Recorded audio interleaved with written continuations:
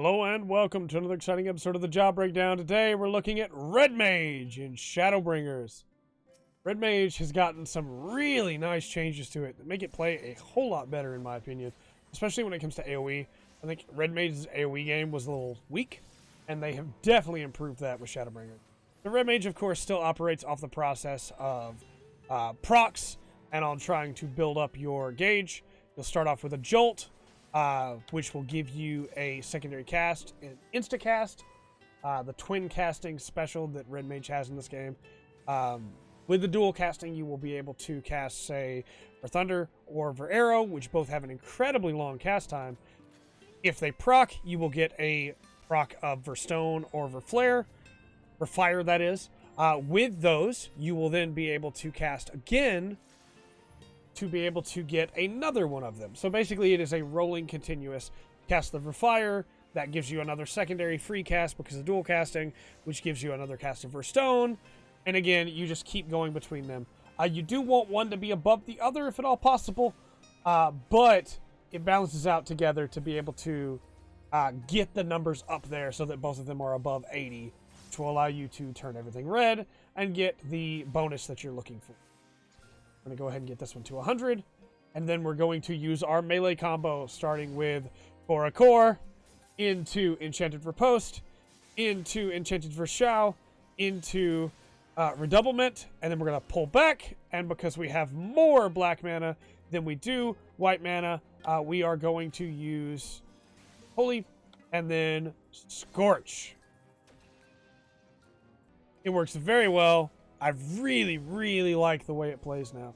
Red Mage for a long time was the most boring job for me. I just didn't find it very enticing.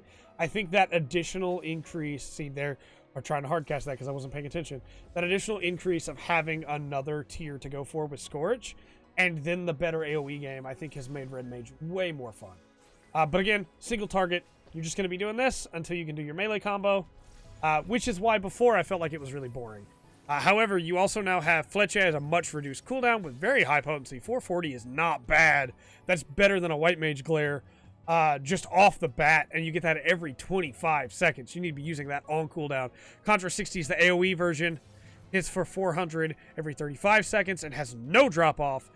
Very potent, very powerful. You also have, for your AoEs, you have for Arrow and for Thunder, both of which have a relatively short cast time. It's the same as Jolt.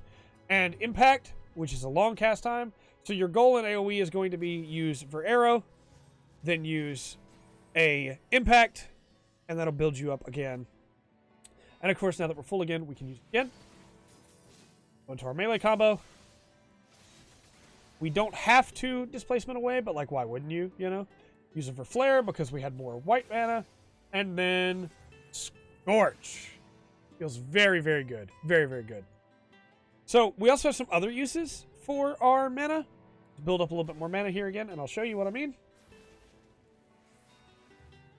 We'll Jolt because we didn't get a proc that time. You are still proc-based, which can be annoying if you don't get a proc, like right there. But when you get your procs and you're just continuing up with those procs, it does feel really good to just be able to keep rotating through your abilities. Feels really nice. So we will get this proc here, build this up here, and just a little bit more, and we will show off both of these abilities that we have here. So let's say instead of displacement, instead of jumping away, you want to hit the enemy. You will use, we had Verstone, not stupid me. You will use Engagement, which is a nice little melee attack. You also have Enchanted Moulinet, which is a cone in front of you and does eat your mana, so definitely keep that in mind. And then Enchanted Reprise, which is a ranged attack and eats very little of your mana, but it does still eat some. Now you may say, why would I want to do that when I want to spend my mana to get my big attacks? Well, there are times where you're trying to burn down a mob that's just about dead but not quite there, and so instead of using a Earth Thunder 2 into an impact, you want to use a Moulinet or an Enchanted Moulinet, which will do way more damage than a standard Moulinet. And of course, the enchanted versions of these are way better.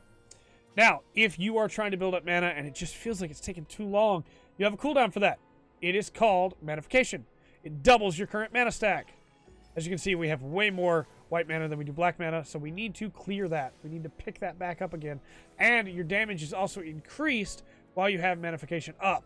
The Manification is good for doubling, especially if you're right around like 50-40. You can double it and then get quite a bit more extra damage on your combo, your magic combo with Everflare or Everholy into a Scorch.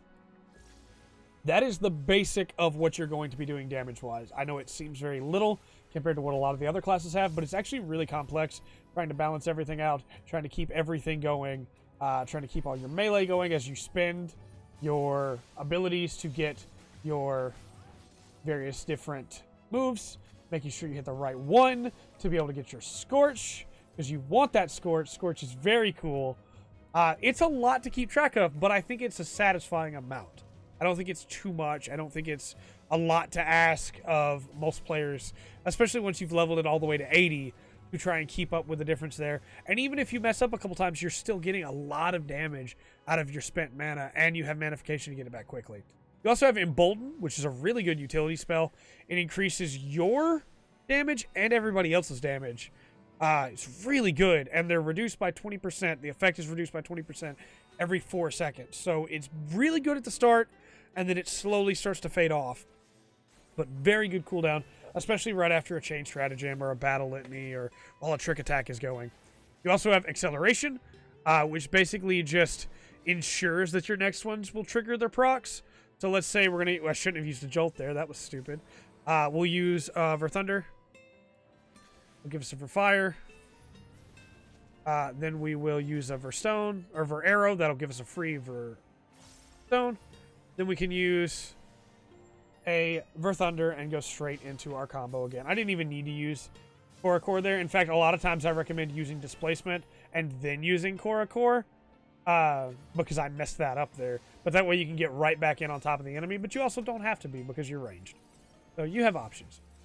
You also have Erase.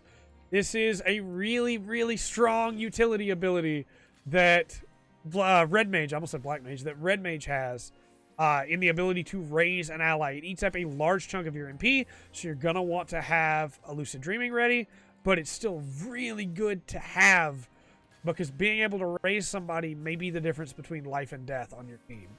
Red Mage is very sought after in progression because of that, and after these changes, actually, Red Mage is still really solid damage-wise, especially when you get into stuff like Embolden. We're going to go ahead and use Manification, and then we're going to get in here, and we're going to hit them while we have the boost here. And unfortunately, we're even, but thankfully, you still get a Scorch, which feels good. Very, very handy. From there, of course, you still have Addle, you still have Surecast, you still have Swift Cast, and you also have Vercure. It's only a 350 potency cure, but it's way better than Summoner's Physic, so it's not bad at all. There have been fights where I've kept the tank alive while the other Red Mage or the Summoner resed the healer. Although there is definitely something to be said about instant reses by using an Impact or a Vercure straight into a Verraise. I think Red Mage is in a really solid place. I would like to see it maybe get 1 or 2 more melee skills that don't cost any of your mana, because you can use them without manas too, but they don't really do as much damage as they would otherwise. But I guess that's the trade-off, right? That's where it balances out, because you still have them at least. It's not like you don't.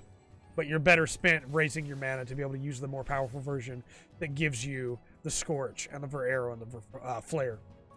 Verholy, that is. With all that said, though, I have been Trey. This has been the Full Spectrum. Remember to always enjoy the full spectrum Red Mage has to offer.